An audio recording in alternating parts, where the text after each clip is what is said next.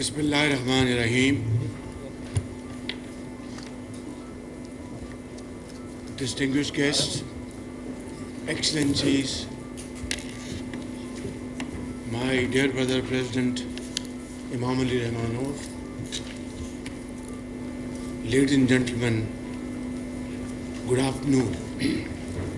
It is an honor and privilege to welcome all of you to this very important roundtable discussion at COP29.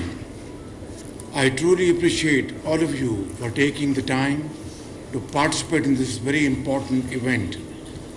The reason I have sought this meeting is to foster new thinking on an old problem which is becoming complicated at all our climate forums without yielding substantial results.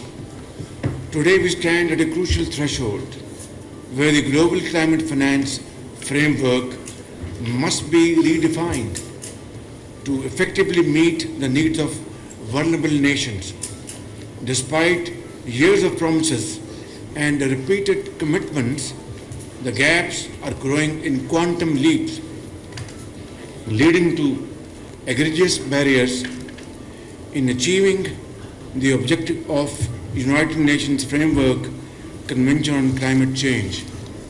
I think we all agree that financing resilience as well as ambition is the most urgent need of the hour.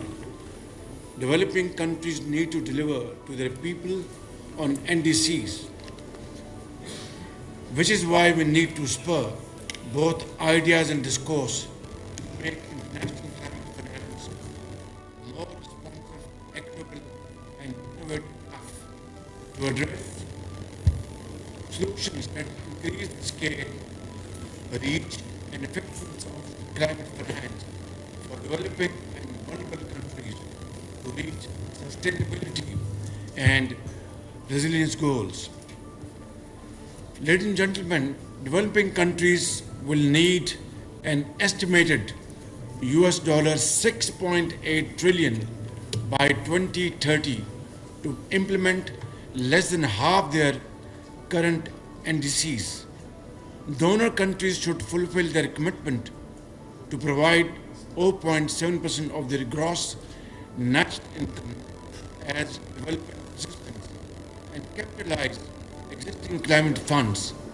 One such commitment, the $100 billion annual climate finance pledge, established over a decade ago at COP15, is now reported by the OECD to have reached only $160 billion. Despite this number remaining a tiny proportion of the defined need, is disbursed in the form of loans, further enhancing the debt burden on developing nations and potentially pushing them towards mounting debt traps. I call it death trap. Pakistan can understand the agony and pain of other vulnerable developing countries as we have faced two devastating floods and are still recovering from the loss. In order to spur some transparency and coordination into the financial commitments made to developing countries under climate transfers, Pakistan, alongside many other developing countries, calls for stronger, more equitable climate finance mechanisms under the United Nations Framework Convention on Climate Change.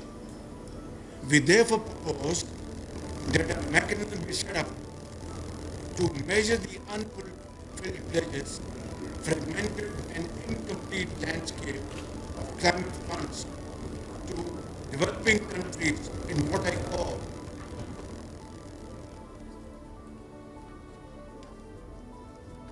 welcome, Excellency, welcome.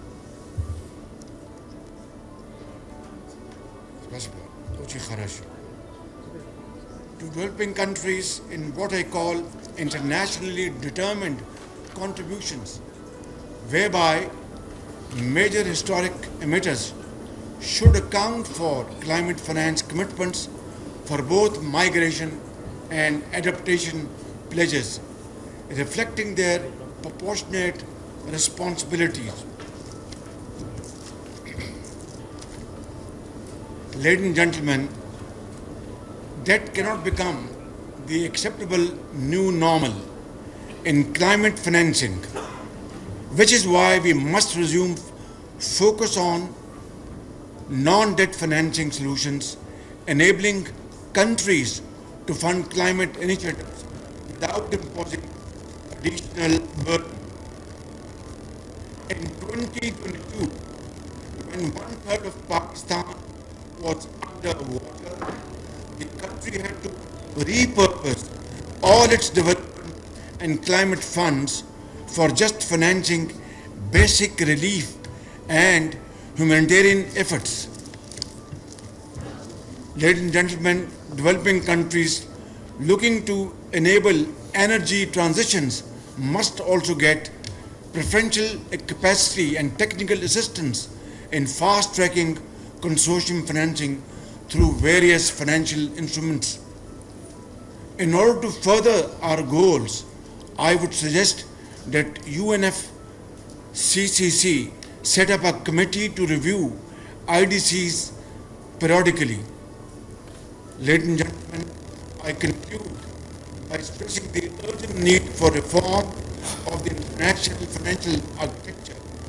Now is the time to build upon the momentum for international financial reform, forging a path where no nation is left behind in the global response to climate change. Thank you very much.